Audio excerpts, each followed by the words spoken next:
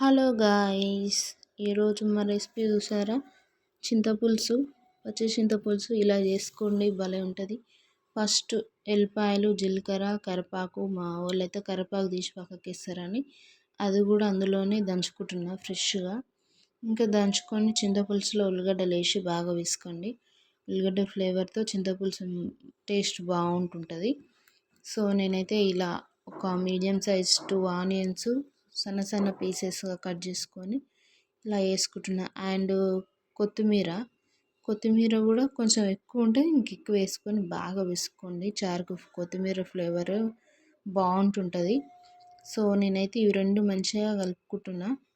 And తగినంత salt వేసుకొని కొంచెం షుగర్ వేసుకోండి. షుగర్ బాగుంటుంది, కొందరికి నచ్చుతుంది, కొందరికి నచ్చదు.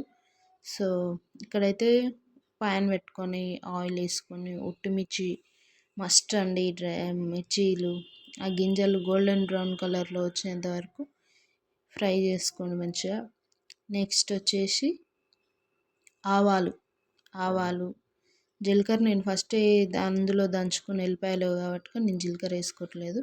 అండ్ పచ్చిమిర్చి కూడా మంచిగా కారం వేసుకోవట్లేదు కాబట్టి గోల్డెన్ బ్రౌన్ కలర్ వచ్చేంత వరకు మంచిగా ఫ్రై చేసుకోండి. దెన్ కరివేపాకు కూడా నేను అందులో వేసుకొని దంచుకున్నా కదా.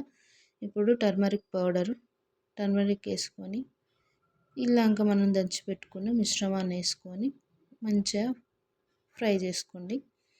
సో తాలింపు అయితే రెడీ అయిపోయినట్టే, భలే వచ్చింది కదా.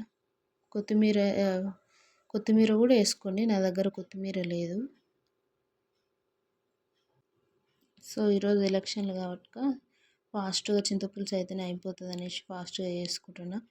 అండ్ టేస్ట్కి తగ్గట్టు టేస్ట్ ఉంటుంది. మేము చాలా రోజులు అసలు మేము చింతపులుసు వేసుకోము, ఇలాంటి టైం లేనప్పుడు అయితేనే చింతపులుసు వేసుకుంటాము. చూడండి బాగా వచ్చింది. సో ఇదైతే తాలింపు వేసుకున్నాక కొంచెం హీట్ చేసుకోండి చారు స్టవ్ మీద పెట్టుకొని, ఎందుకంటే చల్లగా ఉంటుంది కాబట్టి. ఈ వెదర్కి కొంచెం హాట్గా ఉంటేనే బాగుంటుంది కాబట్టి వేడి అన్నంలోకి వేడి చారు పోసుకొని మంచిగా అన్నం మెత్తగా ఉండాలి, భలే జుర్రొచ్చు కదండి. చూడండి ఇక్కడ నేనైతే కొంచెం అంటే కొంచెం గోరువెచ్చగా వేడి చేసుకోవాలి. సో ఇదండి వాటి రెసిపీ నచ్చితే లైక్ అండ్ సబ్స్క్రైబ్ ప్లీజ్. చూడండి వేడి అన్నం చారు మా పిల్లలు అయితే సూపర్గా తిన్నారు. Thank you for watching.